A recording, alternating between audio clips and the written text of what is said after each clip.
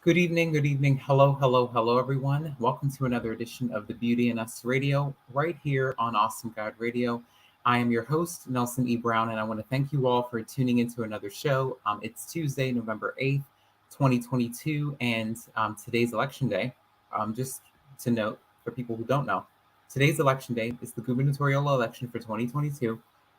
Excuse me. And it's also National Adoption Awareness Month. So we are going to be talking about, for the first half of the show and for the first 30 minutes, I will be speaking to you guys about National Adoption Awareness Month. And for the second half of the show, for the next 30 minutes, we'll be talking about the power of the vote and the history of voting in today's world. So I'm looking forward to the discussion. I'm looking forward to seeing what you all think, to hearing what you all think about adoption. Since it's National Adoption Awareness Month, I had the privilege, honor, and opportunity to sit in a gala event with the CEO, with members of the Journey to Josiah Foundation and organization this past weekend on Saturday. So I had a chance to work closely as I have been with the CEO and founder. A big shout out to Mr. David Marshall for inviting my mom and I to the first gala event for Journey to Josiah. We attended that on Saturday, and there were great performances. It was a fantastic show. It was a fantastic event, and we all had an opportunity to mingle and meet each other and learn about each other's stories. Now, I was able to learn so much from the keynote speaker, and I was able to learn so much from what what what was shared by each and every person who attended and who was the guest speaker at the event.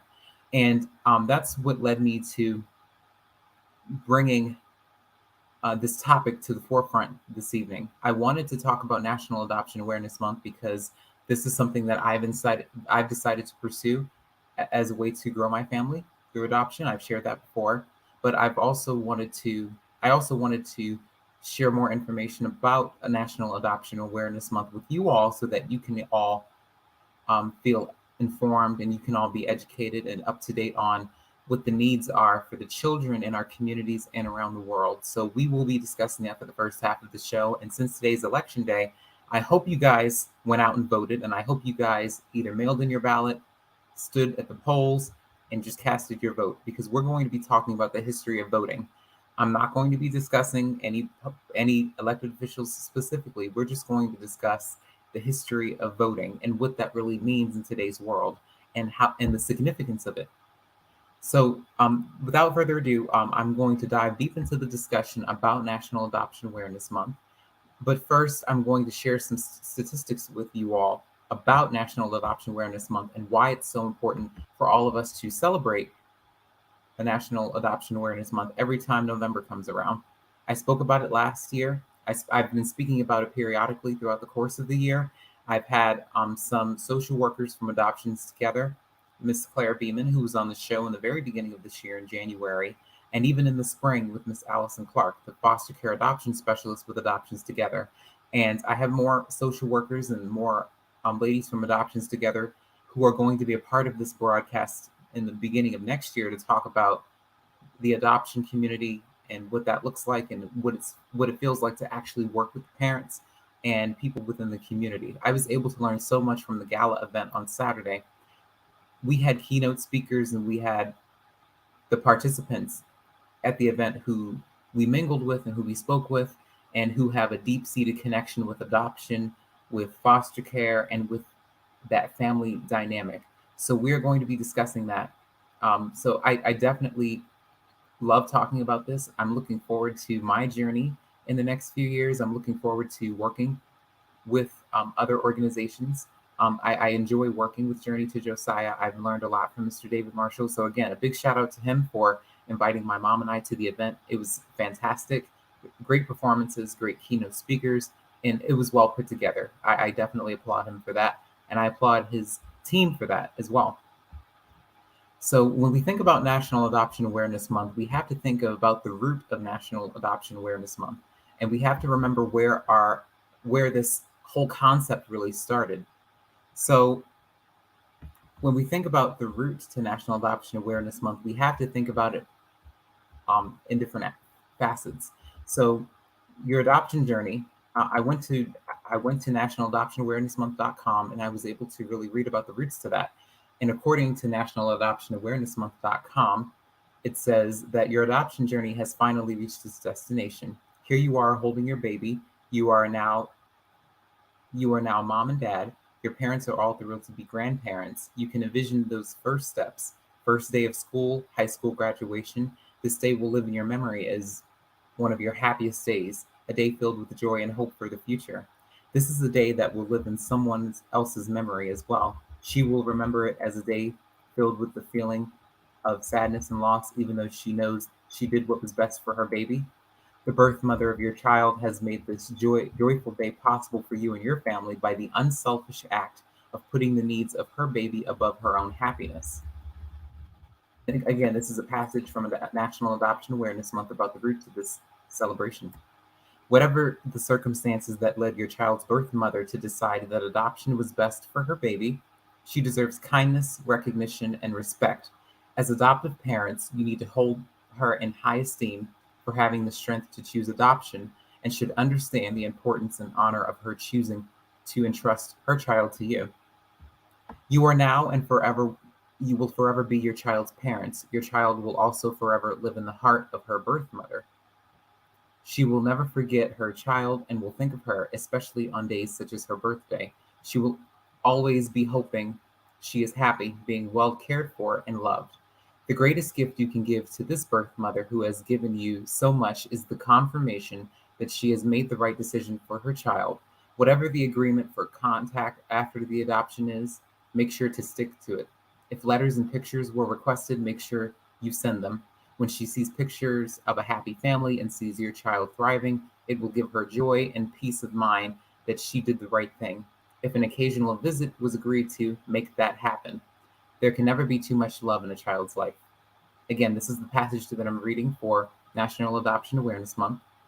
And it also goes on to say that if the thought of having your child's birth mother be a part of your lives causes you anxiety or fear, talk to your adoption professional or other adoptive parents. Read other stories about some of the beautiful relationships formed between adoptive families and birth families.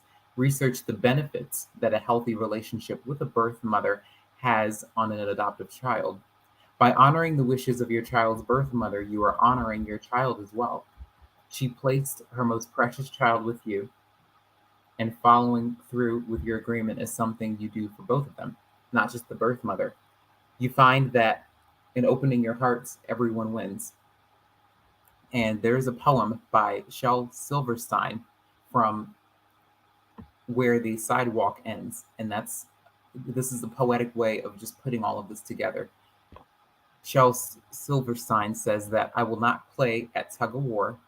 I'd rather play at hug of war. Where everyone hugs instead of tugs, where everyone giggles and rolls on the rug, where everyone kisses and everyone grins and everyone cuddles and everyone wins. So that's a passage again from Where the Sidewalk Ends by Shel Silverstein.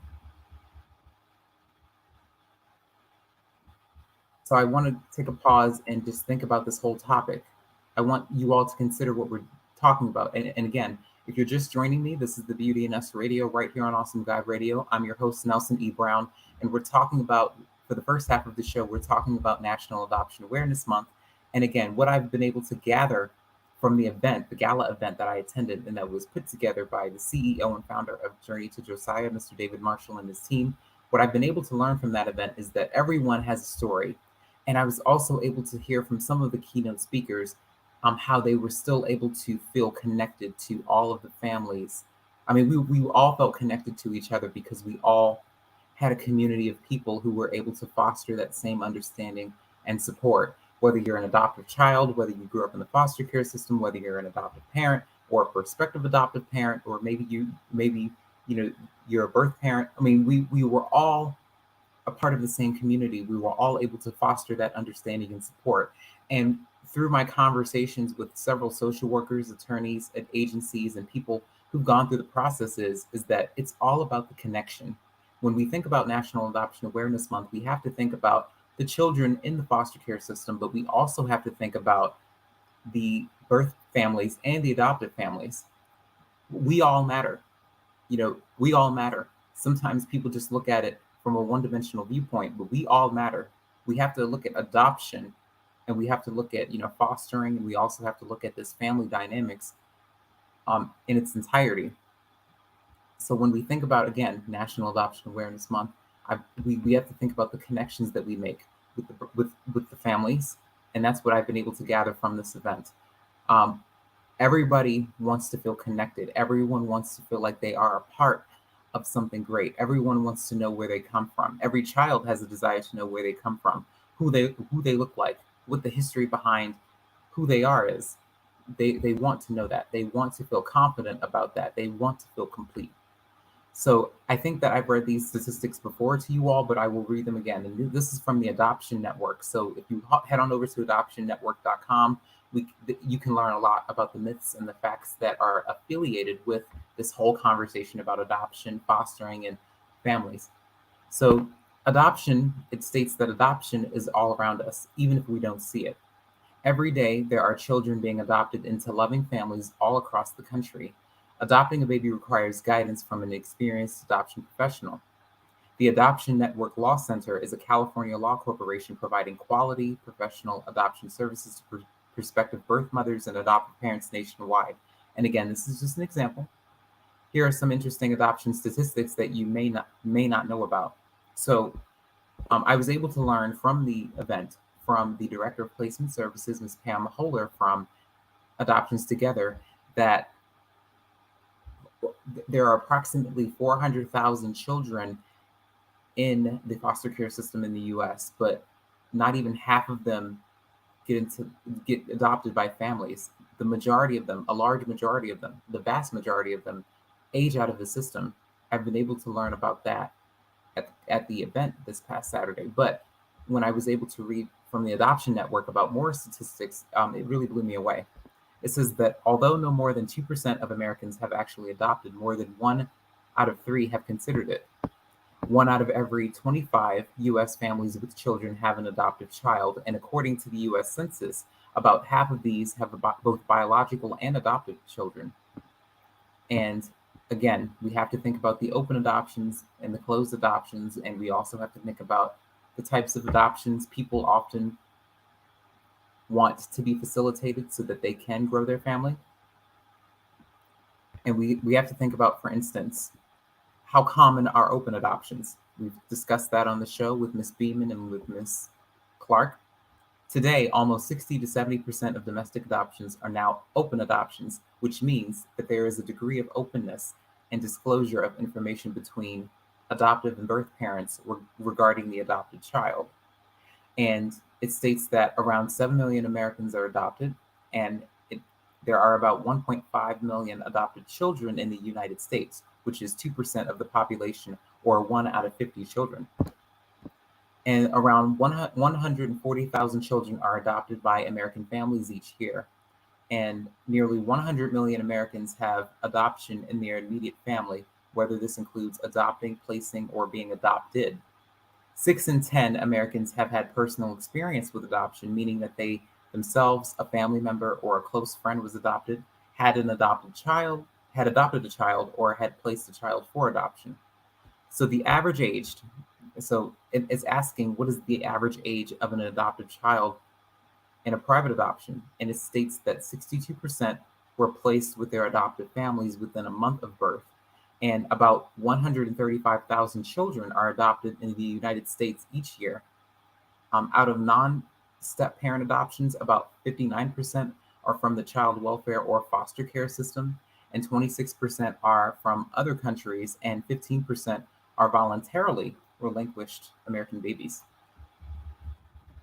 There are no national statistics on how many people are waiting to adopt, but experts estimate that it is somewhere between 1 and 2 million couples. Every year, there are about 1.3 million abortions. Only 4% of women with unwanted pregnancies place their children through adoption, and 37% of adopted children are non-Hispanic white, compared with adoptive parents, 73% of which are non-Hispanic white. And overall, 40% of adopted children are of a different race, culture, or ethnicity than both of their adoptive parents, or their sole parent if there is only one parent in the household. So again, we have to think about children of color being in the foster care system more than children who are not of color. We have to think about the adoptive families who choose to go through the adoption route in order to grow their family. And we learned a lot about that through one of the keynote speakers on Saturday at the event. Children of color, people, well, children, I should say, specifically, who grew up in impoverished communities that may have been marginalized. Oftentimes, children who age out of the foster care system, we've learned, we had a conversation on Saturday at the gala event about how children oftentimes who age out of the foster care system and who don't really have that stability or any type of discipline and structure, and how they are more subjected to homelessness, mental illness, poverty, and so forth. So these are some of the things that we have to keep in mind when we talk about adoption, and when we talk about providing children in the foster care system, or even if you go through the domestic infant adoption process or the private adoption process. We have to think about the impact that this has on the children who are in the system and who are looking for their forever family. It can be very difficult for them to adapt to a new environment, and it can be very difficult for them to adapt to a new family and to really learn about that structure. The average child, the Adoption Network states that the average child waits for an adoptive family for more than 3 years, and 11% spend 5 years or more waiting for a family. And that's approximately 43,083 children. And the average age of children waiting for an adoptive family is 8. And there are 107,918 foster children eligible for and waiting to be adopted. And in 2014, 50,644 foster kids were adopted, a number that has stayed roughly consistent for the past 5 years. And the average age of a waiting child is 7.7 years old, and 29% of them will spend at least 3 years in foster care. And on any given day, there are nearly 428,000 children in the foster care system in the United States. And in 2015, over 670,000 children spent time in the US foster care system. Unfortunately, instead of being safely reunified with their families or moved quickly into adoptive homes, many will languish for years in foster homes or institutions. And more than 60% of children in foster care spend 2 to 5 years in the system before being adopted, and almost 20% spend 5 or more years in foster care before being adopted. Some never get adopted. Of the over 400,000 children in the foster care system throughout the United States, 114,556 cannot be returned to their families and are waiting to be adopted. Among these children, males outnumber females. African American children are disproportionately represented, and over half are 6 years or older. And there are a couple of articles here that talk about the costs that are associated with the government keeping a child in foster care. And the state and federal expenditures state that for foster care administrative costs, placing and monitoring children in foster care, it has totaled to approximately $4.3 billion, and the number of children entering foster care or in care totaled 679,191. Thus, the average administrative cost per child served per year was $6,675. So again, we have to think about all of the facets of this, and we have to think about the impact that this has emotionally, mentally, and even financially. So that brings me to the question, as we discuss this topic for about 10 more minutes, that brings me to the discussion. I just want to know what you all think about it, because I've discussed this on my show. I've shared with you all that this is what I'm pursuing. This is my plan. This is what I've been praying about and speaking to my family and close friends about. And I just want everyone to just take a look at this and really think about, what it really feels like. If you're an adoptive parent or a foster parent, or if you grew up in foster care, or if you've been adopted, I want everyone to really just think about this. I want everyone to really open their hearts to this community, supporting this community, and supporting the children who are part of the foster care system.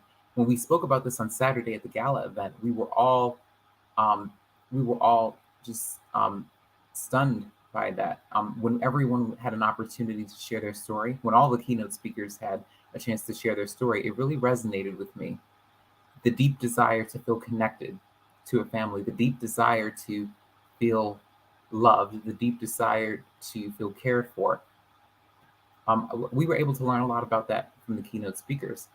And that brings me to the question of, how are we going to ensure that our children feel loved and appreciated and cared for? How are we going to provide them with that stability?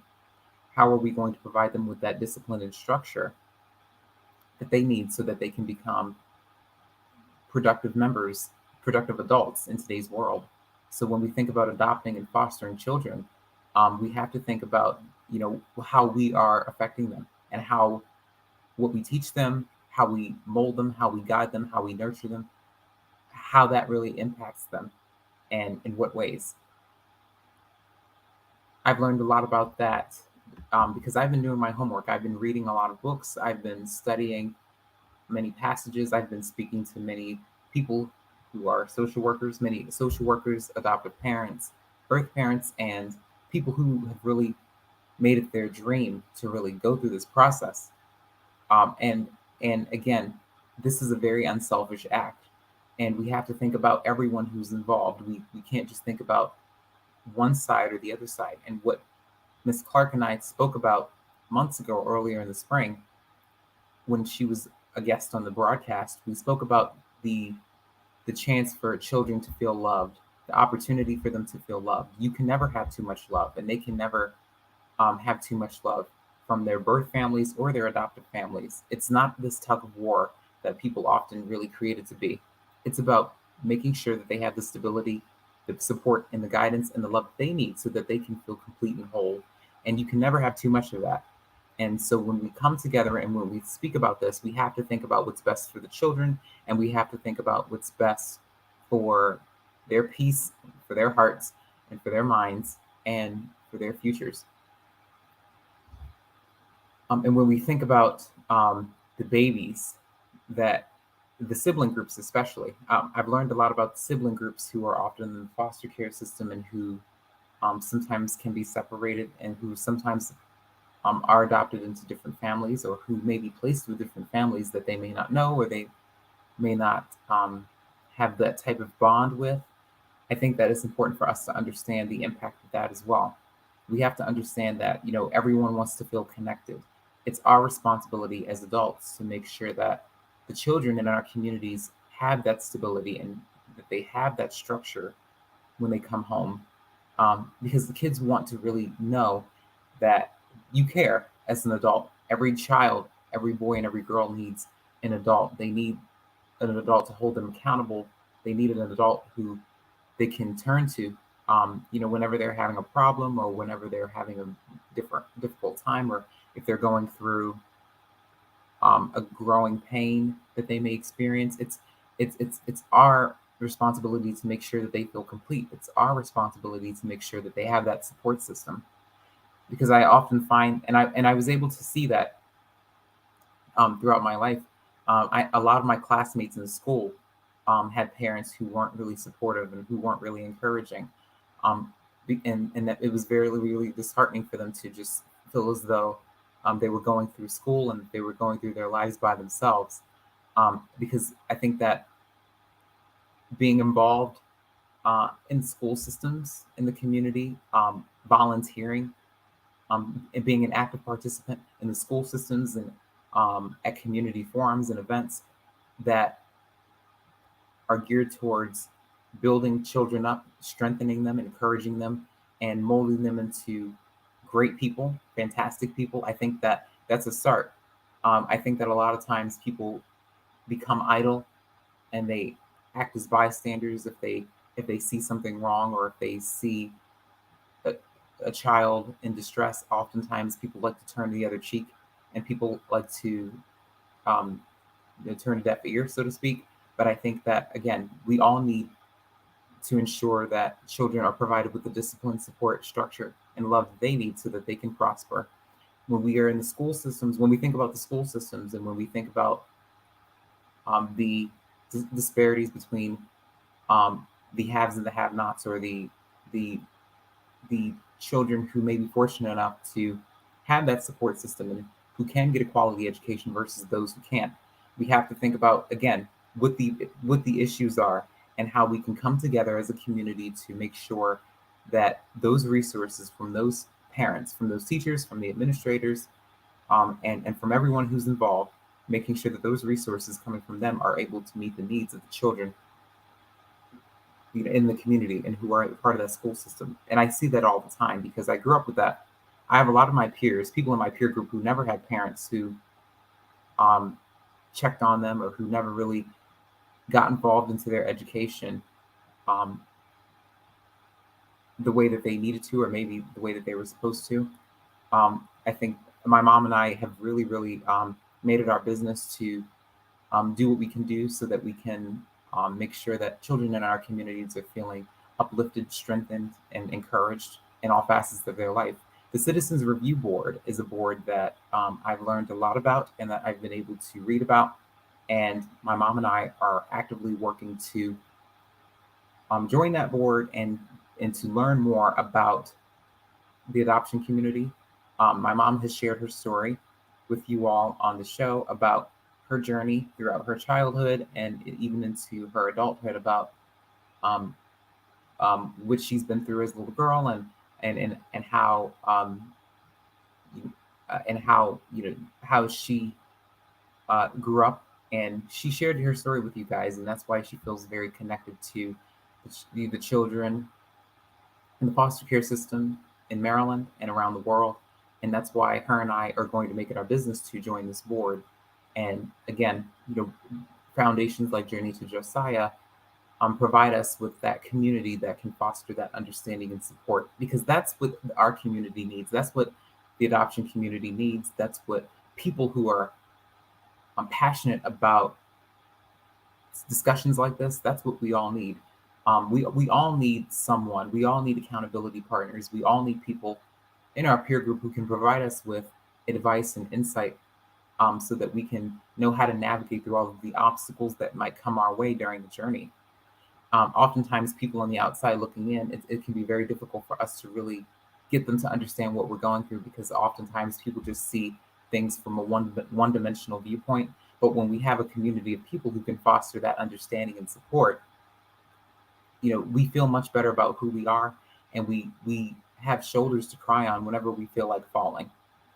So I think that's significant for us to think about and consider. But as I wrap up this conversation for the first half of the show about adoption, I want you all to celebrate adoption, the National Adoption Awareness Month. And I want you guys to really, really think about the ways that you can open up your hearts, your homes, and your time, and how you can invest your time, your resources, your money into making sure that children feel cared for, and that children have stability and who have an outlet, whether it's through coaching, whether it's through coaching sports, whether it's through volunteering in schools, whether it's just being active and involved at community forums and at events that promote the well-being, the health and the well-being of children in the community. I think that's a start, because we all have something valuable to give. We all have talents, we all have skills, and we all have something creative in our arsenal that we can use in order to promote the well-being of children, the health and the well-being of children. So I'm happy that I had the chance to attend the gala event this past Saturday, and I had a chance to celebrate with all of the people who've been a part of that amazing village that I'm now a part of.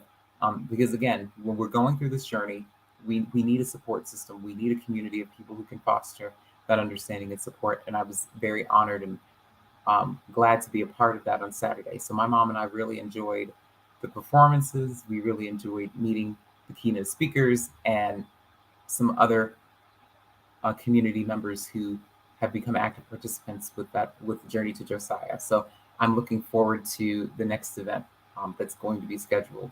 So again, I just encourage you all to just open up your hearts as we celebrate Adoption Awareness Month. I just want you all to I encourage you all to just open your hearts. I just encourage you all to open your homes, your hearts, and invest your time, your resources, and maybe even your finances to promoting the well-being of children. You can be a coach, you can be a volunteer, you can be a teacher, you can be a minister, and in any way that you are strengthening, encouraging young people, children who need that. It only helps to, again, use your talents and skills in order to uplift them and encourage them to become better and to do better. So I'm glad that I had a chance to really share that with you all because I've learned a lot throughout the course of 2022, and I've definitely been able to learn a lot about myself and about a lot of my dreams. I've been able to conjure up new dreams, and I've been able to really lend a voice on many of the issues that matter, from my perspective. Because a change begins with us. Change begins with us taking a stand and finding out what the issues are, and really, really using our creative talents, our skills, and our abilities to really make a difference. Because it's all about making a difference in this community. How can we make an impact? Because oftentimes I think that a lot of people spend their entire life accomplishing goals, but not really making an impact in the lives of others. And I think that God has placed us on this planet so that we can, in this world, so that we can make a difference in this world. So He's blessed us with skills and abilities that are supposed to promote the well-being of others, not just to enrich ourselves. So that leads me to the second conversation that I'm getting ready to have about the power of the vote. Since today is November 8th and today's election day, and since we are in the process of winding down the election season, we are in the process of finding out what the outcome is going to look like for the gubernatorial election. I just want to talk about the history of voting for one moment, and I want to talk to you all about how important it is to really lend your voice on issues that matter.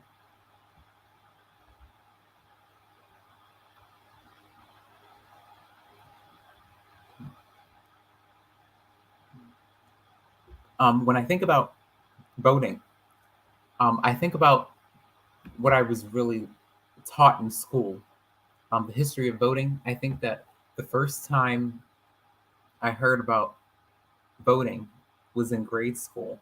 I think the first time I heard about voting was when we used to celebrate Black History Month, and when we talked about a lot of historical figures like Martin Luther King Jr., Rosa Parks, and several other civil rights activists, and even before their time, many abolitionists like Sojourner Truth, Frederick Douglass. Excuse me. We learned a lot about the historical figures during that time, while we were in grade school. But I think that but I think that outside of Black History Month, I think that I didn't really learn a bit too much more in grade school about the history of voting or the history of many civil rights activists during that time period. So I was able to educate myself and read many more books about many of the historical figures during that time. So Harriet Tubman, Sojourner Truth, Frederick Douglass, those were the abolitionists that we learned about, and we learned more about civil rights activists like Rosa Parks and Martin Luther King Jr. But I think that when we think about voting and when we think about how we cast our votes during the election season, I think that we have to think about what's going to be best for the people in the community, not just for ourselves or for our lives, but I think that we have to really think about what really matters. I think that the COVID-19 pandemic has definitely um, helped us. I think that it's humbled us, but I think that it's helped us understand where we are and where we're trying to go, because a lot of people have adapted to their new norm, so to speak. A lot of people have been forced to live their lives differently. A lot of people were pushed outside of their comfort zones throughout the course of the pandemic. And I know a lot of people who have suffered a lot of loss. I think about a lot of the people who lost their jobs throughout the course of the pandemic, a lot of people who may have lost loved ones and friends to the COVID-19 virus. I know a lot of people who have struggled to pay their bills. I know a lot of people who have struggled to make ends meet. A lot of parents who who are trying to juggle multiple responsibilities while their children were working virtually at one point. And I think that all of that, all of what we experienced for the past 2.5 years, is going on three. This March will make it 3 years. I think that this has all taught us how important it is for us um, to really appreciate the things that we have versus the things that we don't have. We When we think about the history of voting, we have to think about how it impacts our lives and the lives of others. I think that it's important for us to understand that the voting is one of the cornerstones of a democracy, and it's a formal act of expression that allows people to really choose their not only choose their government officials, but how their elected officials work for them. A lot of people don't understand that, as a constituent, as a community member, as a citizen of your community, of your state, and as a citizen of your country, you have the power to say no to issues that are not going to be beneficial to the others and that are not going to be beneficial to you. So you have the power. We all have the power as constituents and as community members and as citizens of our communities and as citizens of our nations. We have the power to say no on things that we don't agree with. We have the power to express our opinions about things that matter to us and that are close to our hearts, dear to our hearts. And I think that I think that oftentimes when people just sit back on the sidelines and when they don't take the chance and when they don't take advantage of the voting season, I think that that's putting not only them at a disadvantage, but what their ancestors fought for. I can speak, for myself and for my community. A lot of people have sacrificed a lot so that we can really get to the point where we were even recognized as human beings. So there were a lot of people that looked like me during. There was a point in time where a lot of people who looked like me were not even recognized as human beings. So I think that when we talk about our voting season and when we think about the power of the vote, regardless of who you're affiliated with, just the power of the vote in general, we have to think about the fact that we are lending our voice on issues that matter. And we have to remember that there was a point in time where people that look like me were not able to vote. In the US, we have to think about the country's history and how it's celebrated. And we have to think about the fact that this country was established as an independent nation in 1776, and how the United States systematically denied members of particular social groups the right to really vote and to, again, be recognized as human beings in an election. So, again, when we think about Black people or other communities of color, and when we think about women and other people who are considered to be members of the marginalized communities being denied the right to vote during that time period, we have to think about where we were and where we are now. So when we think about, for instance, the Voting Rights Act of 1965 and how that was passed to really rectify the inequitable practices and that took place and the voter disenfranchisement that continues until this day, we have to think about how that affects us across the country and how the voter suppression tactics and the methods, the bureaucratic methods that are used to disenfranchise communities, how that really impacts us as well. So again, we have to think about not only the Voting Rights Act of 1965, but before that, we have to think about how we were established as an independent nation. We have to think about, again, the particular groups that continue to be subjected to the same discrimination, the discriminatory practices that take place during the voting season, the election season. We have to think about the fact that, we are all impacted by what goes on around us, whether it's at the local, state, or federal level. We all are impacted by the decisions that are made every single day by the people that we elect to represent us in our counties, in our cities, in our states, and for our countries. So I encourage everyone to just think about that and really take advantage of that. And I hope everyone had an opportunity to vote today, and I hope that people who voted early, I give them a pat on the back. I give everyone a pat on the back who participated in the voting season and in this process, because again, we all, it's our job to care. It's our job to care about what happens in our communities. It's our job to care about how how the decisions that are made at the local, state, and federal level, how it impacts us moving forward. And this is not just for us, but it's for our families and it's for our friends and people we love and care about. So it's our job to care. It's our job to know, to be informed about what's happening in today's world. It's our job to stay up to date on what's taking place.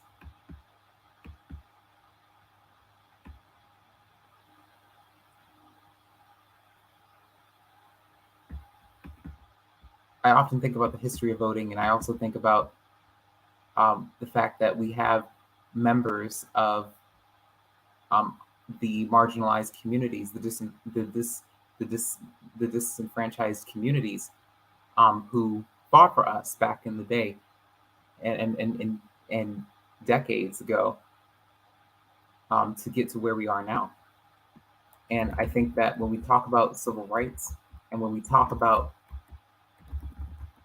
equality and when we talk about social freedom, when we talk about what we're entitled to, we have to think about this from a holistic approach. And again, it doesn't matter who you're affiliated with. It does not matter whether or not you agree with someone next to you or people you know. It doesn't matter what you agree or disagree with. It's about, again, exercising your right to vote, exercising your freedom, exercising that opportunity. So when we think about civil rights, we have to think about what guarantees us social opportunities and equal protection under the laws that have been implemented, regardless of our race, religion, or other personal characteristics. When we think about civil rights, we have to think about how that is an essential part, a critical part in our democracy. And when we think about the fact that we still have people in the country who are being denied opportunities to participate in the vote, and how they're being denied their civil rights, we have to think about what we can do to fix that.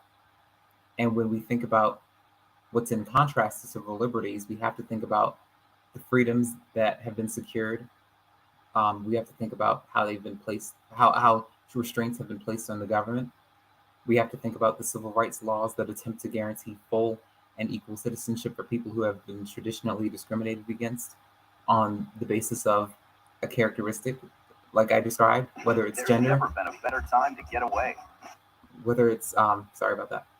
Whether it's their race, whether it's their sexuality, whether it's their gender, whether it's their any characteristic that they may have, we have to think about what we can do to really build the bridge between those who are discriminated against and who are subjected to these practices versus those who are not. Because we are all a part of one nation. We are all a part of this country. We all live and work here. We all raise our families here. We all, fight for opportunities. And I think that when we think about the fact that a lot of people may still feel stuck, and by stuck, I mean enslaved by what's taking place. A lot of people really don't know when they're being violated. A lot of people don't really recognize what their rights are, what the opportunities they have. A lot of people, unfortunately, get stuck in the pattern of doing the same thing and following the same rules and not really taking a stand on what's important to them and really, really fighting for that, fighting hard for that. I think that when we talk about community activists and when we think about the work that a lot of our community members do in order to promote the well-being of social issues that they care about, we have to think about the fact that we have to first of all understand the issues that are taking place, And then we have to connect with allies. And then we have to really define our goals and decide on the strategies that we can use in order to make that happen. So, in order to become a community activist, and in order to really make a difference in your community, you have to first ask yourself a question. So, do you see problems in your community or areas that could be improved? And remember that anyone who commits to making their community a better place can become an activist. And you don't need a special title or degree in order to do that. But um, effective activism requires you to really plan accordingly and develop good strategies in order to get things done. So we have to understand what the issues are when we vote and when we have an opportunity to really, really make a difference. We have to understand what the issues are, and we have to educate ourselves, and we have to do our research.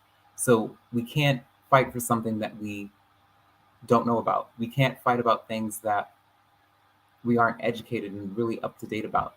So when we become community activists, or when we vote, and when we exercise our rights, and when we speak about them, we have to really know what they are and understand the issues. Everyone who votes and everyone who considers themselves to be a voter or an activist has to understand that the community that they want to serve has issues that are prevalent. And educating yourself on every angle of an issue, its history, and how it's been addressed or whether or not it's been addressed, helps you get a full picture of your problem, and you're much more equipped to really identify how your skills, your talents, and your experiences really fit into those solutions that can be developed. And in order to make a difference, you can't do it by yourself. So you have to connect with people who are considered to be allies. We have to think about the fact that when you want to be a voter, or when you want to be an activist, or when you have an issue in your community that you know needs attention, we have to think about the fact that we can get more accomplished when we work in unity and when we are able to really work collaboratively. When you educate yourself on an issue, and after you identify what the issue is or what the issues are, you feel more confident in your knowledge, and you are much more equipped to connect with like-minded people. You're much more willing to really work hard with them. In your research, you might come across a group that may already be doing the work in the community, and depending on where you live and what the issues are that you're passionate about, they may not be an established group, but you are in the position to start your own. But again, you have to really work with your network. You have to really speak to people. You have to really share your thoughts and ideas, and just look for who wants to join. We all have to start somewhere. So this requires you to really start small, and you work your way through. And even if you don't have any experience as a voter, starting small is the best way to really begin in order to build those connections. And we have to think about what our goals are as activists and as voters. We have to think about the community issues that we want to address, what we want to accomplish, and what we already have in mind. And when we research and when we learn about the challenges and the obstacles that are facing our community, we have the inclination to feel more connected to some people more than others. But when we have the education and when we have the experience on issues, we are better equipped to tackle them head first. But many of those examples could include inadequate healthcare services, food insecurity, homelessness, poverty. So it can be a wide variety of things. But we should also factor into how many people we're working with, um, and the status of that. Because if we're joining a large organization, for instance, they already have established goals, and it can really be difficult to really find your footing. But if you're starting your own group, it's always best to work with your colleagues collaboratively to come up with goals and to really consider what's realistic based on how many people are in the group, how much time you have, and how many resources you have. The more specific you are about your goals, the better your outcome will be when you work hard at it. And you can have a general mission statement to really guide you.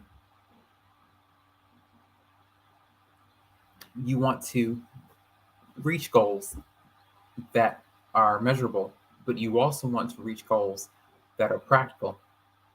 If you have goals that are too vague or too broad, it can be very difficult to really figure out whether or not your vote or your activism is really making a difference or not. And that's when you develop your strategy. So you have to develop strategies after you discuss your goals with your team and with the people who are a part of your network. You have to really talk about how you can accomplish your goals at the same time. You have to strategically think about the ways you can do that. So, for instance, social media campaigns, fundraisers, public demonstrations, and so forth are just examples of how you can decide on your strategies and how you can accomplish goals once you figure out what they are. And when you want to be an effective voter, and if you want to be effective as an activist of some sort, it typically doesn't involve just one method. It usually depends on the scope that you have at the very beginning. Sometimes we have a tendency to deploy several strategies at one time. So, for instance, we may have only the time and resources to make people aware of an issue and then point them towards more established organizations that they can donate to or participate in or invest in. But social media, for instance, nowadays is more convenient and accessible for raising awareness about issues that matter. And if we already work with organizations that have established history, then it can be easier to sign up for activities that best fit our skills and our availability. So that, for instance, could be organizing events, volunteering on community projects, connecting funds to organizations, connecting organizations to funds, and so forth. These are all the things that we can really think about when we think about voting and when we think about becoming activists. We all have, again, we all have passions. We all have issues within our communities that need to be addressed. We are all capable of building a network in order to gain that help that we need in order to figure out how to make that happen. And we can all define our goals and develop our strategies in order to make that happen. And last but not least, this is something that I think that a lot of people experience. Um, when you have to anticipate burnout. So when we think about burnout, when we are voters and when we are community activists and when we are really working hard to identify the needs, the resources in order to meet the needs for the community, we have to think about the fact that sometimes we do have burnout. Sometimes we are in a space where um, we're very tired, or we may be at a crossroads and we may not know what to do, and we may not know how to move forward. But again, we have to think about the fact that it can we need our rest. It can be detrimental for us not to have our rest when we work very hard. And rest is important because we need our energy in order to prosper. We can't be at our best if we're tired, and we can't be at our best when we are drained emotionally, physically, spiritually, and mentally. So we can reduce the amount of stress that we can sometimes put on ourselves when we prioritize things and when we are organized. A lot of challenges take place from people who vote or people who are activists, have little to do with how organized and experienced they are. But well, a lot of it has to do with that, the challenges. But we might face resistance from people in the community who like things the way they are, or who may not agree with our methods of tackling things. But as voters, and as people who are considered to be activists or community members, it should be a requirement to develop a strong network, a support network that has your back when things don't always go our way, or your way, I should say. But in order to avoid burnout, we also have to put our mental health first and take breaks whenever we need to. And we can lean on the support systems that we have and the network that we have in order to do things for us whenever we need to take a step back from things. So again, a lot of challenges take place when we don't know how to stay organized, and when we don't know how to just take breaks when we need to. everyone can feel exhausted, overwhelmed, and drained. As voters and as community members, people who are really active and involved and who invest a lot of time and money and energy into their community, we all need breaks. So communities aren't saved by people who don't take breaks. Community activism is all about community. So again, we're all voters. Well, we're all part of this community. We can all become registered voters. We can all tackle issues in our communities that are important to us, but it all requires rest. It all requires rest at certain periods, and it all requires support from our network. We are all passionate. We are all gifted in some way or another. So it's important for us to really, really share that with others. And it's important for us to develop that strong network so that we can make the difference that we need to make and so that we can leave our mark and to leave our legacy and build that foundation first. So as I wrap up the show, I want to encourage you all to tune into another show next week on Tuesday, November 15th, 2022 from 6 to 7 p.m. I'm still getting content ready for next week's show. But I thank you all for tuning into another show. I enjoyed speaking about the National Adoption Awareness Month for the month of November at the beginning of the show. I have a couple more events lined up for December. So I'm closing out the year strong. Thanksgiving is right around the corner. So I hope you guys are really getting into the Thanksgiving mood. Thanksgiving is in 2 weeks. It's really hard to believe that the year is about to be over. But they already started airing Christmas shows, and some people are not even in the mood to watch that yet because people are just getting over their Halloween candy. But I hope you guys are really enjoying this last quarter of the year. I thank you all again for tuning into another show. I hope you guys rocked the vote today. I hope you guys were able to really register and to really, really lend your voice on the election. So we are all in the position to really make a difference. We are all in a position to really make an impact in the lives of others, whether it's children, whether it's other community members. We are all gifted in some way or another. And our talents and our skills that we've been blessed by God with are not used to simply just to make ourselves or to make our lives better.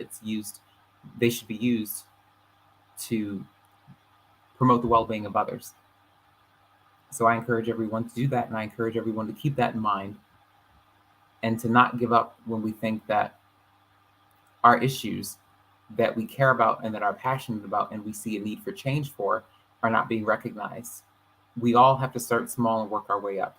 And again, finding a community that can foster that understanding and support is very critical because we all can't be on this journey by ourselves. It's impossible to do everything on our own. So we're going to need people throughout the process when we go through our journey, when we have our ups and when we have our downs. So I love you all and I appreciate you all. So again, make an appointment to meet me back here on Tuesday, November 15th, 2022 from 6 to 7 p.m. Make sure that you subscribe to Awesome God Radio on all of our social media platforms, Facebook, Twitter, Instagram, Twitch, you name it, we're on it. And make sure that you follow my work on Twitter and on Instagram at Nelson E. Brown and on Facebook and LinkedIn at Nelson Brown.